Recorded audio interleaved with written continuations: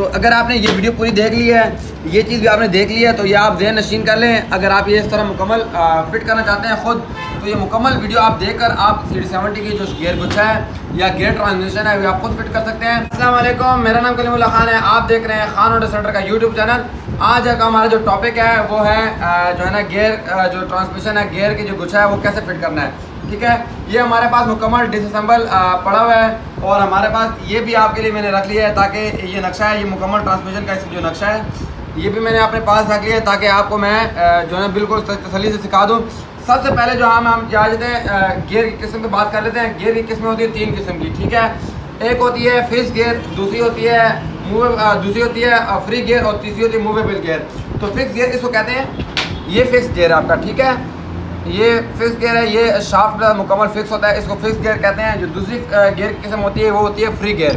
ٹھیک ہے, یہ آپ کا فری گیئر ہوتی ہے. ٹھیک ہے, یہ شافٹ کے اوپر ایسے فری گھوم رہا ہوتا ہے. ٹھیک ہے, تیسری جو قسم ہوتی ہے وہ ہوتی ہے موویبل گیئر. یہ جو ہے نا کام کرتی ہے گیئر شفٹنگ کے دوران, یہ ایسے جو ہے نا موو کر رہی ہوتی ہے. ٹھیک ہے, شافٹ کے اندر. تو یہ ایکچوئل میں کام کرتی ہے آپ کے جو گیئر جب شفٹ ہوتے ہیں, پہلا, دوسرا, تیسرا, چوتھا, پانچواں, چھواں جب گیئر ڈلتا ہے تو اس میں یہ آپ کے کام آتی ہے. ایکچوئل چھواں میں نے اس لیے کہہ دیا کہ دنیا میں جتنی بھی گاڑیاں ہیں ٹرانسمیشن ہے 8, 9, 10 گیئر تک بھی گاڑیاں آئی ہیں. تو بیسیکلی ہم تو ہمارا ٹاپک موٹر سائیکل کا ہے, تو موٹر سائیکل میں تو صرف 4 گیئر ہوتے ہیں, 5 گیئر والے بھی آئے ہیں. تو ہم اس میں جو ہے نا صرف اس ٹاپک کو چھیڑتے ہیں, آگے کی طرف نہیں جاتے ہیں, وہ ٹاپک بہت لمبا ہو جائے گا. ٹھیک ہے, تو ابھی آ جاتے ہیں ہم کو فٹ کرنے کی.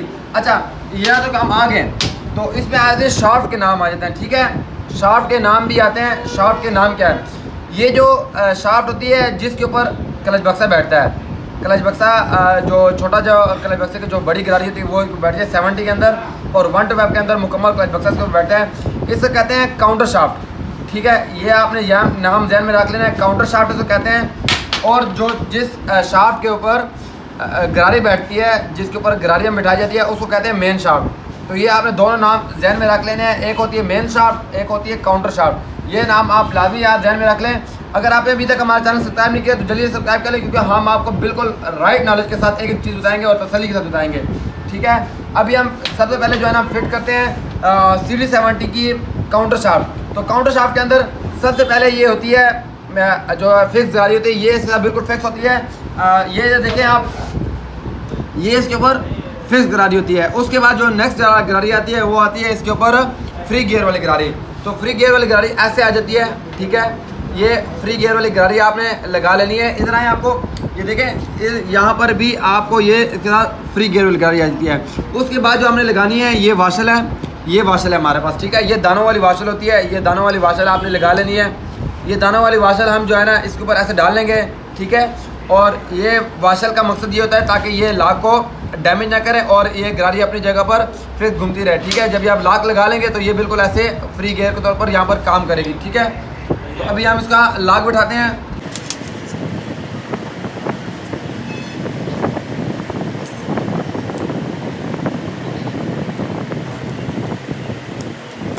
ابھی ہم نے لاک سے بٹھا لیا. ابھی آپ دیکھ سکتے ہیں ایک فکس ہے, دوسری آپ اس کے اندر فری گیئر گھوم رہی ہے. ابھی آپ دیکھ لیں, یہاں پر آ جائیں, یہاں پر ہم نے یہاں لاک بٹھا لی ہے. اب جو نیکسٹ اسٹیپ آ جاتا ہے, یہ یہاں پہ اس کے اندر موویبل گیئر بٹھانے کی باری آ گئی. ٹھیک ہے, تو کاؤنٹر شافٹ کے اندر یہ موویبل گراری ہوتی ہے جو اس کے اندر ایسے موو کر رہی ہوتی ہے. ٹھیک ہے, یہ اس کے اندر ایسے موو کر رہی ہوتی ہے, تو یہ آپ نے بٹھا لینی ہے. ٹھیک ہے, اچھا اس کے اندر یہ فرق آتا ہے, اس کا جو ایک سائڈ پہ 3 دانے ہوتے ہیں, ایک سائڈ پہ 4 دانے ہوتے ہیں.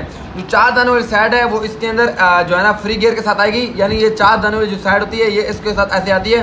جب گیئر شفٹ ہوتا ہے تو یہ اس کو آتے ہیں فکس کرنے کے لیے ہوتی ہے. ٹھیک ہے, تو یہ آپ نے ایسے بٹھا لینی ہے. ٹھیک ہے, نیکسٹ اسٹیپ جو آ جائے گی, اب ادھر آ جائیں, اس کا آگے آ جائے گا لاک. ٹھیک ہے, ابھی ہم اس کا دوبارہ لاک بٹھائیں گے. یہ مووے پر گراری لگانے کے بعد ہم اس کا لاک بٹھا لیں گے. لاک ہم بٹھاتے ہیں.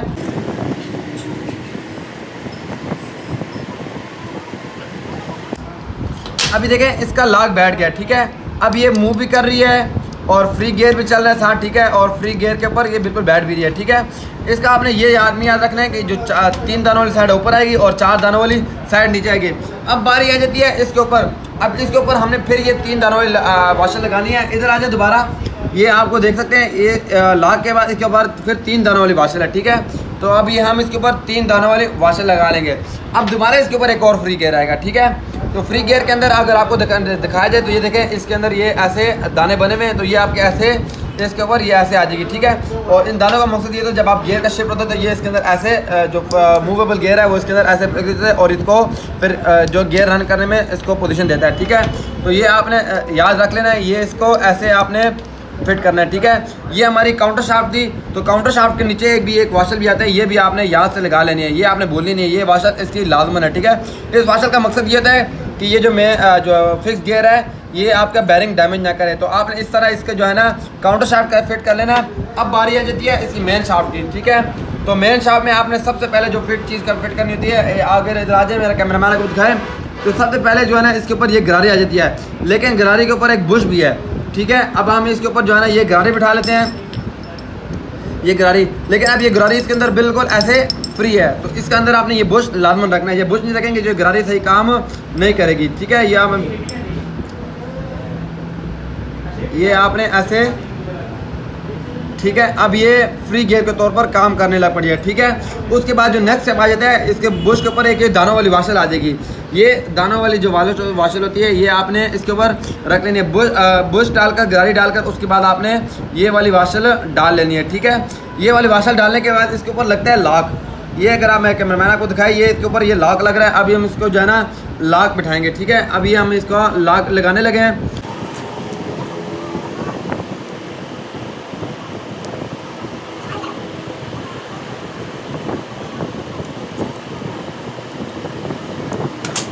لاک اب بیٹھ گیا ہے. اب لاک کے بعد جو ہے نا اب یہ ہماری یہ جو ہے نا جو فری گیئر والی گراری یہ ہماری فٹ ہو گئی ہے. اب نیکسٹ باری آئی ہے موویبل گیئر کی, ٹھیک ہے.